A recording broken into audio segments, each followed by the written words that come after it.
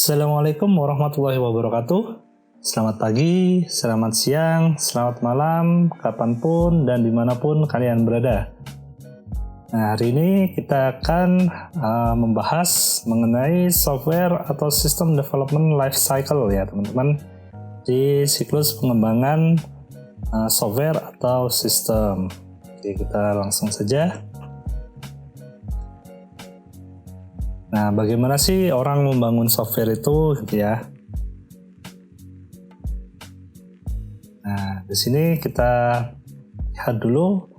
Yang pertama adalah user atau product owner membawa permintaan kebutuhan, bisa kebutuhan awal gitu ya kalau memang membutuhkan software baru, atau mungkin perubahan software. Nah, nanti kita bahas selanjutnya. Nah, ini istilahnya kita kenal sebagai system request gitu ya. Jadi user atau product owner tadi membawa permintaan kebutuhan software ke sistem analis. Nah, gitu. Terus kemudian yang kedua setelah diterima oleh sistem analis membuat analisis kelayakan, atau istilah software engineering-nya adalah feasibility analysis gitu ya dari sistem request tersebut. Nah, fase ini kita sebut dengan fase planning gitu ya. Deliverable-nya apa? Deliverable ini adalah output atau luaran dari fase ini, yaitu berbentuk sistem proposal ya. Dimana nanti sistem proposal atau deliverable-nya ini nanti akan dipakai di fase selanjutnya.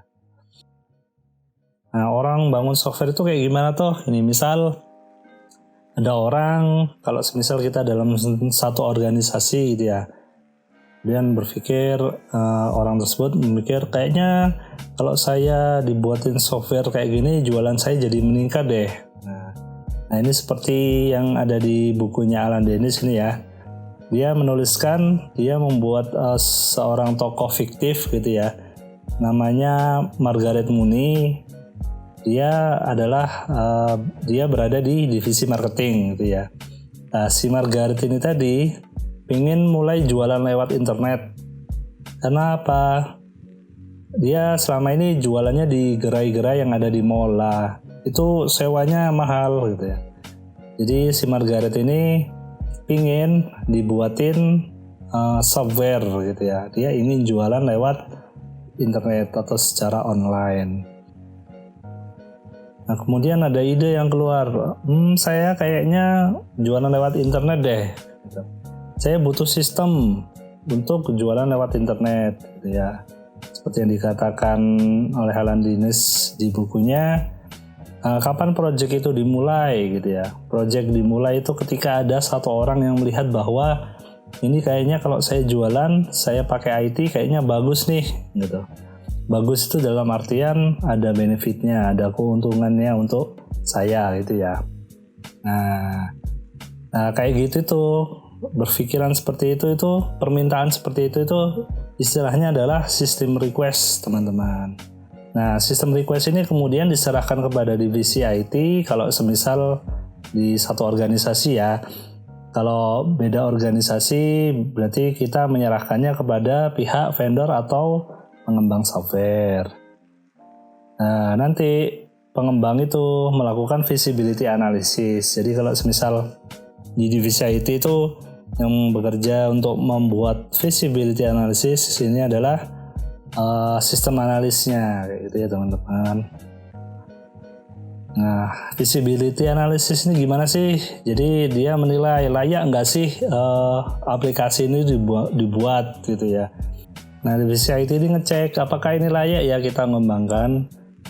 Nah, seperti itu teman-teman. Jadi feasibility analysis itu seperti itu. Jadi di feasibility analysis itu ada technical feasibility, ada economic, sama organisasi. Nah, akhirnya setelah membuat analisis kelayakan, jadi deliverables-nya dari tahapan ini adalah dalam bentuk sistem proposal. Nah, selanjutnya setelah dinyatakan layak, sistem analis melakukan analisis dan desain, dan hasilnya adalah System specification. Nah ini ya teman-teman. Jadi sistem proposal itu sudah disetujui, customer udah oke gitu ya. Kalau misal kita di satu organisasi, sistem proposalnya dikirim ke bosnya udah approve gitu ya. Terus kalau semisal kita di organisasi lain, dari pihak customernya udah bayar DP, itu berarti sistem proposalnya udah diterima, udah ACC gitu ya. Nah selanjutnya kita ke fase analisis dan desain ini gitu. Nah di fase analisis dan desain ini keluarannya adalah deliverable-nya adalah system specification. Jadi spesifikasi dari sistem yang akan dibuat gitu ya. Nah, sistem specification ini biasanya berbeda-beda ya penamaannya ya. Ada yang menyebutnya BRD, ada yang menyebutnya FSD, SRS gitu ya. System Requirement Specification. Jadi sebenarnya itu semua sama aja, hanya masalah penamaan aja. Intinya adalah itu semua adalah dokumen system specification seperti itu teman-teman. Nah ini nanti ada business analyst ini ya. Ada business analyst. Nah business analyst ini nantinya membantu sistem analis memahami proses bisnis dari software yang akan dibangun. Nah biasanya business analyst itu bukan orang komputer ya seharusnya ya, tapi ada beberapa project yang memang business analysnya adalah orang komputer.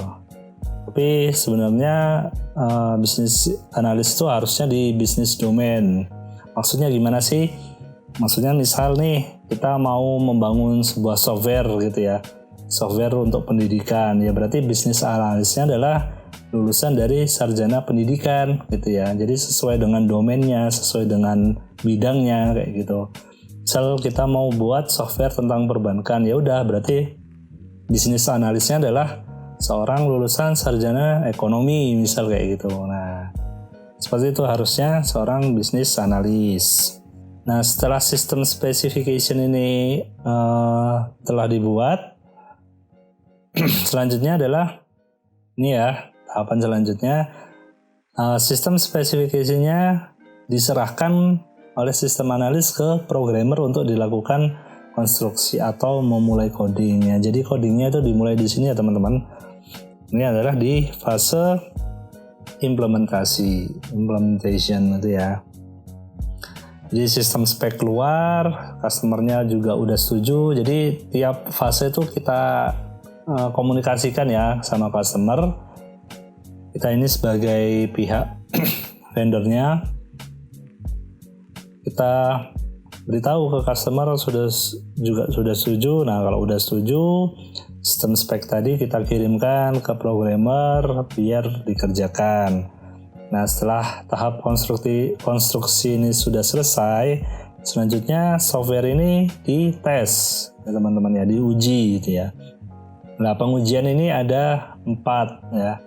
Yang pertama ada unit testing, ada integration, ada system, dan ada user acceptance testing. Nah, nanti kita bahas selanjutnya. Nah, setelah pengujian ini selesai, setelah clear semuanya, maka selanjutnya adalah delivery ini ya. Di nomor 6 ini melakukan delivery instalasi software dan manajemen perubahan. Nah, kemudian aplikasi ini dipakai gitu ya, software ini dipakai selama setahun misal. Ternyata ada perubahan. Nah, kalau ada perubahan berarti kembali lagi ke atas teman-teman, kembali lagi ke atas, tapi nggak melakukan visibility analysis keseluruhannya ya. Kan tadi visibility analysis itu ada 3 ya, technical, economic, dan organisasional gitu ya, organisasi gitu. Nah cukup kalau semisal mau naik ke atas lagi untuk melakukan permintaan perubahan, maka selanjutnya yang dilakukan hanyalah technical feasibility-nya aja gitu ya. Jadi misal ada bug atau ada error gitu ya teman-teman ya. Jadi naik lagi ke atas, dilakukan analisis kelayakan lagi kayak gitu. layak nggak ini kita benerin ini aplikasinya kayak gitu teman-teman. Misal ada sebuah perusahaan yang sudah datang ke kita. Perusahaan itu temanya gotik gitu ya. Saya pingin tombol exitnya icon exitnya diganti tengkorak misal kayak gitu. Nah itu dianalisis lagi di visibility, khususnya di technical visibility. Nah, seperti itu teman-teman. Lalu software yang baik itu ini ya teman-teman ya. Nah itu tadi adalah fase maintenance gitu ya. Nah software yang baik itu adalah software yang mengalami perubahan ya teman-teman ya. Software yang baik itu akan selalu ada permintaan perubahan gitu ya. Terus ada nih cerita, ada programmer yang mengatakan bahwa wah software saya sudah sempurna karena nggak ada lagi permintaan perubahan gitu ya. Sudah saya kembangkan selama 7 tahun gitu, tapi nggak jelas gitu ya. Apakah software yang sempurna gitu ya? Enggak. Software itu kemungkinan tidak dipakai gitu ya. Kalau nggak ada perubahan itu kemungkinan softwarenya nggak dipakai gitu ya. Nah, software itu nggak cuma coding aja terus selesai ya teman-teman ya.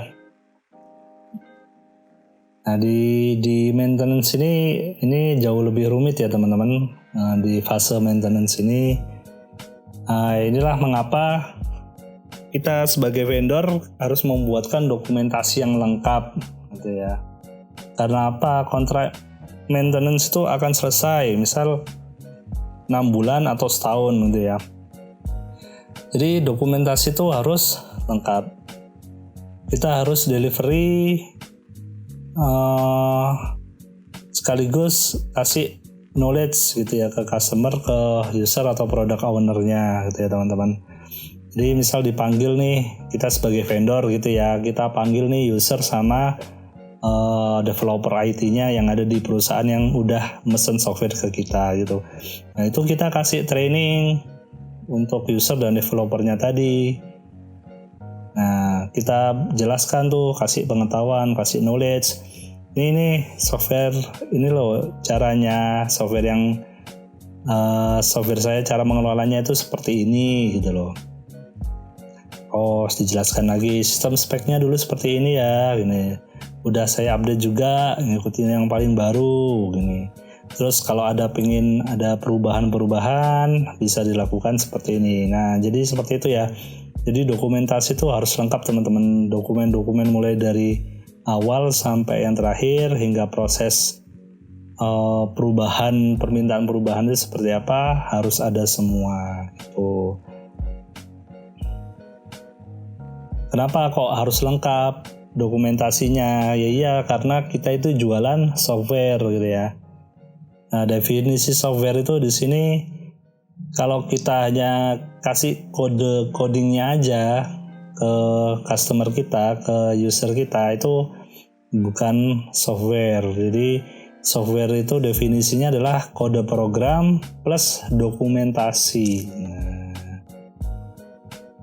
Software yang sempurna itu tidak hanya codingnya aja tapi ada dokumentasinya kayak gitu teman-teman. Dan usahakan semisal kita ini adalah vendor, jadi vendor, usahakan dokumentasinya serapi mungkin gitu ya teman-teman.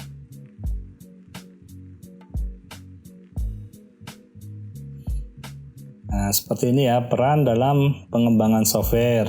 Nah ini saya yang ceritakan tadi, jadi user atau product owner, customer, interaksi dengan sistem analisisnya. Sistem analis melakukan analisis kelayakan, visibility analysis, dibantu oleh business analyst yang memang sesuai dengan domain atau bidangnya gitu ya. Nah, kemudian setelah selesai sistem spesifikasinya dikirim ke programmer udah jadi codingnya berupa software. Jadi kemudian dites oleh software tester. Nah ini semua seperti ini ya, dan mereka semua dipimpin oleh seorang project manager.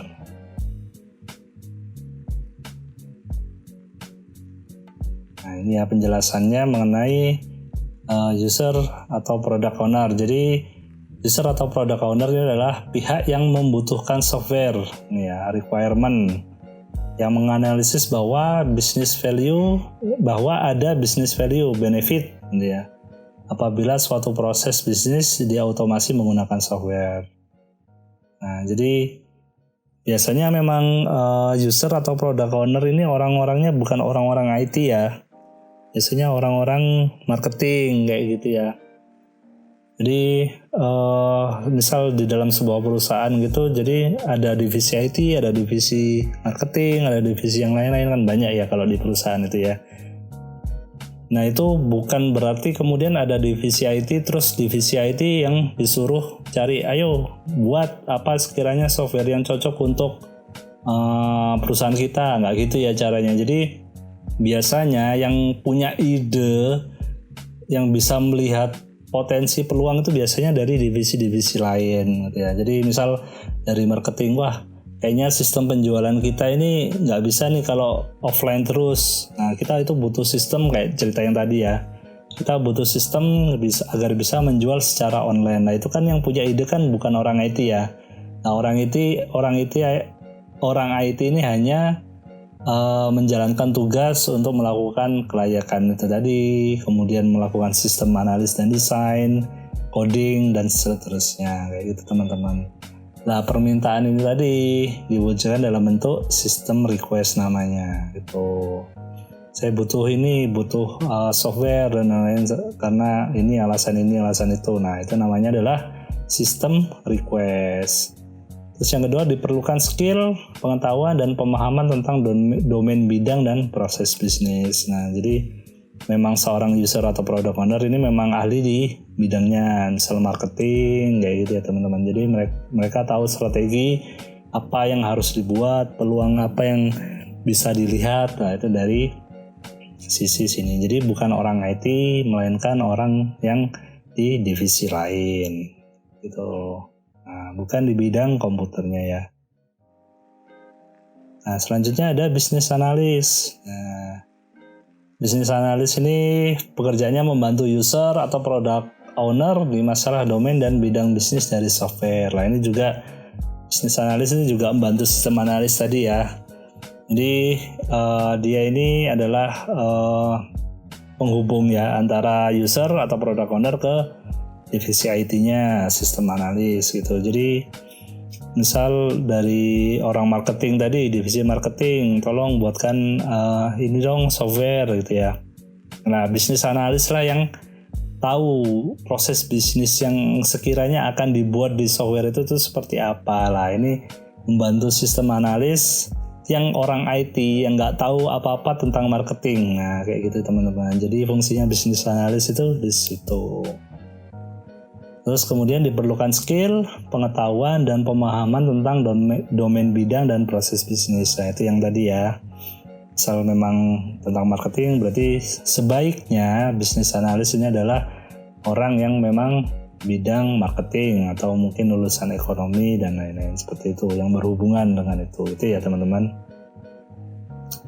Selanjutnya adalah sistem analis. Nah, jadi sistem analis ini adalah orang yang menganalisis kebutuhan bisnis, mengidentifikasi peluang untuk perbaikan, mendesain software untuk mengimplementasikan idenya. Nah ini ya, jadi yang bagian eksekusi softwarenya ini adalah ya sistem analis ini gitu ya. Dia membuat kelayakan layak enggak, nah yang seperti yang saya ceritakan tadi.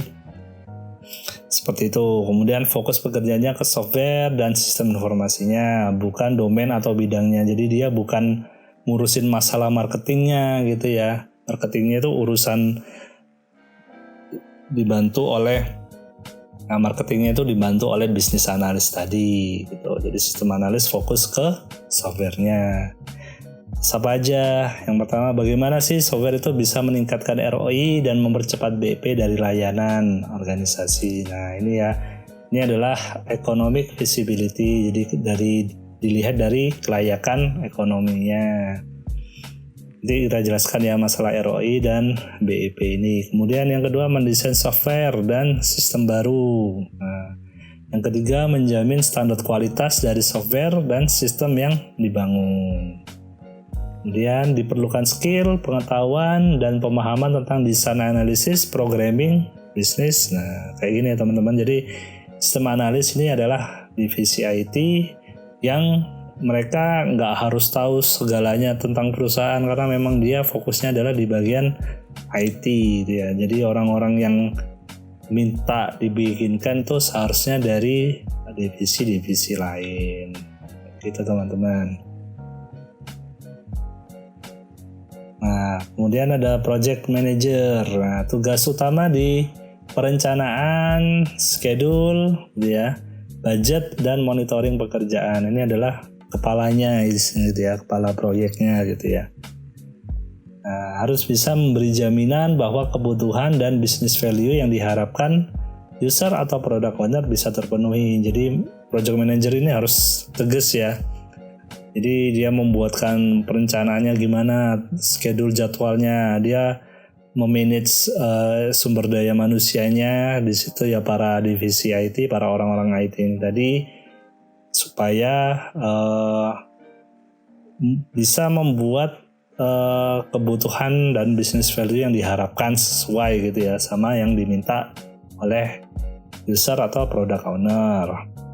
Kemudian mampu mengelola member team development. Nah ini ya, ini tugas yang berat ya, karena tidak semua orang IT atau di divisi IT itu memiliki kemampuan teknis dan komunikasi yang baik. Nah ini ya, jadi project manager ini memang harus bisa mengelola anak buahnya ini tadi ya. Terus apabila sumber daya manusianya terbatas atau proyek skalanya kecil, bisa dirangkap oleh sistem analis. Nah, sistem analis ini tadi bisa merangkap juga sebagai project manajernya, itu teman-teman.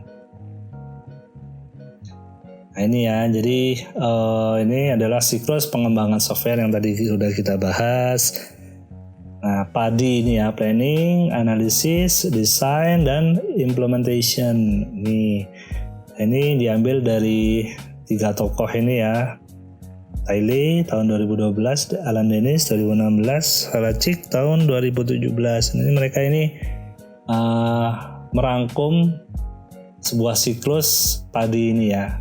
Nah, kalau mungkin kalian lihat di internet gitu, mungkin ketika mencari SDLC mungkin macam-macam ya bentuknya, tapi intinya pasti seperti ini ya teman-teman. Jadi di awal dari planning, kemudian ada analisis, design, dan implementation.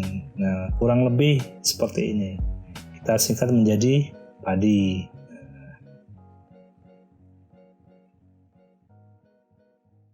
Nah, ini ya di fase planning tadi, nih mengapa software harus dikembangkan. Nah, tuh kita menerima sistem request gitu ya, kemudian dilakukan feasibility analysis, kita analisis kelayakannya, kemudian ada project size estimation. Jadi setelah kita melakukan analisis tadi, kita tahu kira-kira project ini ukurannya seberapa gitu ya, ukurannya besar atau menengah atau kecil kayak gitu ya teman-teman. Kemudian yang kedua ada analisis, siapa, kapan digunakan, dan bagaimana alur kerja software gitu ya. Jadi kita melakukan requirement gathering dan business process modeling. Jadi di tahap analisis ini kita mengumpulkan apa aja requirement-nya gitu ya teman-teman ya. Kemudian kita melakukan business process modeling di sini. Misal kayak membuat use case diagramnya kayak gitu ya. Kemudian activity diagram, nah seperti itu ada di tahap analisis. Kemudian selanjutnya yang ketiga adalah desain, bagaimana bekerja dan komposisi dari software tersebut gitu ya. Nah, jadi kita membuat program desainnya, user interface desainnya, data desainnya kayak gitu ya. Jadi kayak kelas diagramnya seperti apa, UI-nya kayak gimana, user interface-nya ya, tampilan mockup-nya mungkin kayak gitu ya, mockup-nya seperti apa, gambarnya. Kemudian data desainnya seperti apa, tabelnya kayak gitu ya teman-teman. Ada hubungannya dengan database. Nah selanjutnya adalah implementation ini ya. Jadi di tahap implementation ini coding itu dilakukan nanti ya teman-teman ya. Jadi udah mulai coding, kemudian testing juga, nah, documentation, kemudian delivery, instalasi itu ya teman-teman ini. Nah jadi itu ada di tahap implementasi itu ya teman-teman ya. Seperti itu. Nah di tahap planning di tahap planning ini kita melakukan identifikasi business value gitu ya. Nah, business value-nya seperti apa? Nilai bisnisnya. Nah, tujuannya adalah untuk mengurangi cost gitu ya. Meningkatkan produktivitas, meningkatkan profit gitu ya. Ini adalah tujuannya gitu ya. Di tahap planning ini. Jadi kita membuat sebuah sistem atau software itu tujuannya adalah untuk mengurangi cost gitu ya. Kita membuat sistem siakat misal gitu ya teman-teman ya. Nah selama ini kita masih pakai berkas, masih pakai buku, masih pakai manual lah pokoknya. Itu kan biayanya banyak ya gitu ya. Jadi kita buatkan software atau sistem supaya apa? Supaya cost-nya lebih murah. Kemudian dengan siakat ini meningkatkan produktivitas. Jadi dosen nggak perlu lagi manggil anaknya satu-satu gitu ya. Kita ketemuan gitu. Wah itu sangat sekali ya. Nggak optimal ya. Nah ini bisa meningkatkan produktivitas. Kemudian yang ketiga adalah meningkatkan profit. Jadi kita mendapatkan banyak keuntungan, karena cost-nya tadi berkurang otomatis maka profitnya akan meningkat. Seperti itu teman-teman. Nah di analisis kelayakannya sendiri ada 3. Jadi ada technical feasibility, ada economic feasibility, dan ada organizational feasibility. Feasibility itu adalah kelayakan. Nah seperti apa itu? Nah, kita akan bahas. Nah, deliverable-nya adalah berupa sistem proposal. Nah, ini ya teman-teman ya. Jadi seperti ini di sistem request atau permintaan tentang sistemnya.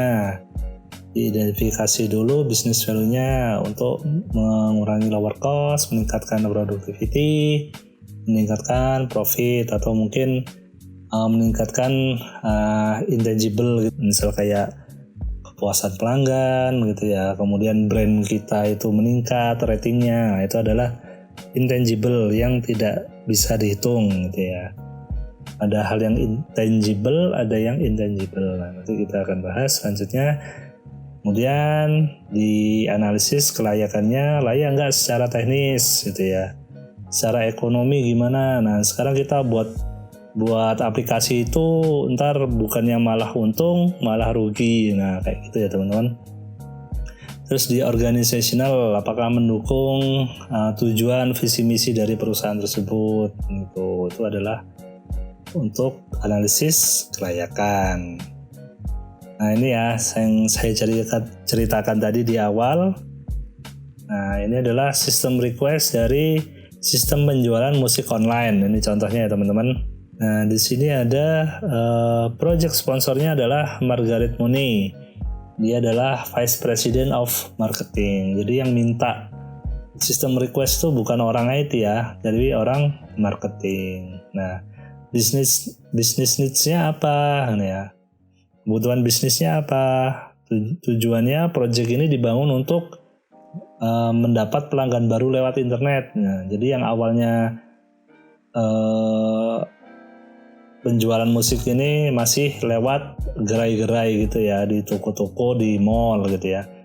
Dia punya ide untuk menjualnya secara online. Nah, jadi project ini dibangun untuk mendapatkan pelanggan baru lewat internet. Yang kedua, business needs-nya adalah meningkatkan efisiensi penanganan masalah pelanggan melalui internet. Jadi enak ya, jadi nggak perlu datang ke toko, kita juga nggak perlu membayar sewa lagi ke toko-tokonya gitu ya. Kita lewat internet aja udah sangat menguntungkan. Nah ini seperti ini ya. Nah, kemudian ada business requirement. Nah, business requirement ini adalah sistem yang mendukung penjualan musik secara online. Jadi fitur-fiturnya ya, business requirement ini ya. Fitur-fiturnya apa aja gitu ya. Nah, ada fitur pencarian toko yang menyediakan stok, fitur pemesanan gitu ya. Ini adalah business requirement. Nah, kemudian ada business value. Nah, ini ada seperti yang saya jelaskan tadi ya, ada intangible, ada yang tangible. Intangible itu adalah nilai yang tidak bisa dihitung. Jadi contohnya adalah meningkatkan kenyamanan dan kepuasan pelanggan. Ini kan nggak bisa dihitung ya teman-teman ya. Kita tidak bisa diangkakan, istilahnya seperti itu ya. Kemudian meningkatkan brand recognition tentang perusahaan di dunia internet. Nah, ini jadi dari business needs ini mendapatkan pelanggan baru lewat internet ini diharapkan nilai bisnisnya adalah ini mendapatkan keuntungan berupa kepuasan pelanggan dan naiknya nilai brand ini tadi ya di internet itu. Untuk tangible-nya sendiri ini ya, tangible adalah yang bisa dihitung. Ini meningkatkan penjualan dari pelanggan baru lewat internet gitu ya. Jadi 400 juta peningkatan penjualan dari pelanggan baru dan 600 juta dari pelanggan lama. Nah, ini teman-teman, ini adalah yang tangible. Mengurangi biaya operasional untuk menangani komplain dari pelanggan. Ini seperti ini adalah tangible. Ini ya. Nah, meningkatkan efisiensi penanganan masalah pelanggan melalui internet, otomatis akan meningkatkan kepuasan pelanggan dan mengurangi biaya operasional. Seperti itu teman-teman. Nah, ini tadi adalah feasibility analysis dari sistem penjualan musik online-nya tadi ya. Jadi membuat studi kelayakan untuk pengembangan sistem penjualan musik online. Nah, dari technical feasibility ini atau kelayakan teknis kita bisa melihat, kita menilai gitu ya, bagaimana sih kefamiliaran dengan aplikasinya gitu ya. Jadi resiko-resiko yang berhubungan dengan ini, resikonya tinggi gitu ya. Nah, ini bisa kalian baca di kemudian kefamiliaran terhadap teknologinya, resiko sedang, kemudian ukuran proyeknya berapa sih, kita butuh berapa orang pengembang. Nah, seperti itu. Misal kita punya perusahaan itu tadi, ada berapa total pengembangnya. Nah, itu nanti bisa dihitung di sini. Dan kemudian ada kompatibilitas dengan sistem dan infrastruktur yang ada seperti apa. Nah, ini adalah kelayakan teknis teman-teman. Kemudian untuk kelayakan ekonominya, nah ini hubungannya dengan ROI dan BEP. ROI itu berhubungan dengan bunga bank ya teman-teman ya. Ini kelayakan ekonomi ini adalah peluang agar bisa meningkatkan pendapatan dari perusahaan. Dihitung nih pakai matematis, pakai rumus. Kemudian ada BEP juga, break even point ini adalah balik modal. Nah, setelah kita membuat software tersebut, sistem tersebut,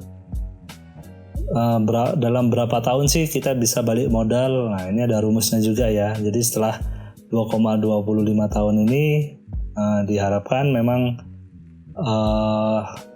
perusahaan ini sudah bisa mendapatkan balik modal. Kemudian bisa dihitung juga total keuntungan setelah 3 tahun sekian ini ya. Jadi ini bisa dihitung pada fase analisis pada fase economy feasibility. Kemudian untuk kelayakan organisasi, nah ini secara organisasi resikonya rendah tadi ya teman-teman ya. Tujuan dari pengembangan sistem penjualan musik online ini adalah meningkatkan penjualan perusahaan ya. Dan ini selaras dengan KPI marketing yang ke arah peningkatan kuantitas penjualan. KPI itu Key Performance Index gitu ya teman-teman ya. Tujuannya, goals-nya gitu ya. Project champion dari pengembangan sistem penjualan musik online ini adalah Margaret Money, yang dimana Margaret ini adalah wakil presiden dari divisi marketing gitu. Nah seperti ini ya kalau dilihat dari ekonomi visibility tadi dihitungnya seperti ini teman-teman. Jadi peningkatan penjualannya ini ya. Nah, ini setelah kurang lebih 2 tahun ini ya, 3 tahun. Nah, dipakai rumus menghitungnya. Ini ditemukan ROI-nya dan BEP-nya. Nah, seperti ini. Kemudian di tahap analisis ini adalah pengumpulan dan analisis kebutuhan ya teman-teman. Jadi requirement gathering istilahnya itu. Jadi siapa sih yang menggunakan software, kita analisis semuanya gitu ya di tahap ini ya. Siapa yang menggunakan software nantinya, usernya siapa aja gitu ya. Kemudian apa yang dilakukan oleh software terhadap usernya gitu ya. Fitur-fitur apa aja sih gitu. Kemudian kapan software itu digunakan, ini semuanya di tahap analisis, istilahnya adalah requirement gathering ya. Kemudian ada investigasi software yang ada, dan yang ketiga ada identifikasi peluang untuk perbaikan. Ini ada di tahap analisis. Dan yang keempat ada pengembangan konsep untuk software baru. Tuh teman-teman. Luarannya apa? Dari sini luarannya adalah deliverable-nya berupa system specification. Selanjutnya kita ke fase desain. Nah, desain ini kita membuat desain programnya gitu ya. Jadi software seperti apa sih yang ingin dibuat? Atau komposisi dan arsitekturnya gimana sih dari software yang akan dibuat? Nah, ini kita pakai UML diagram tadi ya. Nah, ini kita akan gambar-gambar diagram di fase ini juga. Di sebelumnya juga kita gambar ya di fase analisis, kita buat use case-nya. Jadi lebih ke arah behavior gitu ya. Kalau desain ini lebih ke arah statis seperti itu. Terus yang kedua ada user interface design. Jadi kita buat mock-up-nya, gambarannya seperti apa sih kira-kira bentuk aplikasinya itu seperti apa sih gitu ya, dalam bentuk gambar aja gitu, belum jadi softwarenya gitu ya. Jadi bagaimana pengguna berinteraksi dengan software, pahami form atau laporan yang digunakan oleh perusahaan. Nah, seperti ini teman-teman. Kemudian ada data design. Nah, data apa yang akan disimpan, format datanya apa gitu ya. Kemudian di mana data akan disimpan, ini hubungannya dengan database. Nah, ini masih dalam bentuk system specification. Ini ya, dan analisis dan desain tadi. Kemudian implementasi. Nah, setelah fase analisis dan desain tadi, selanjutnya implementasi, udah mulai konstruksi software, coding gitu ya teman-teman ya. Setelah di coding selesai, dilakukan pengujian tadi ya, ada unit testing, integration testing, system testing, dan user acceptance test. Dan ini yang terpenting ya, nomor 3, dokumentasi. Ini jangan lupa, dokumentasi itu ada 2 tadi, user documentation dan system documentation-nya. Dan kemudian yang tahap keempat adalah delivery gitu ya, diinstal. Software yang lama dimatikan, software yang baru diaktifkan, diinstalasi gitu ya. Jadi kayak update software itu teman-teman. Mungkin seperti itu untuk pertemuan hari ini. Jika ada pertanyaan, kalian bisa tanyakan di kolom komentar. Atau untuk mahasiswa saya bisa ditanyakan langsung di grup WhatsApp. Oke, terima kasih. Saya tutup. Assalamualaikum warahmatullahi wabarakatuh.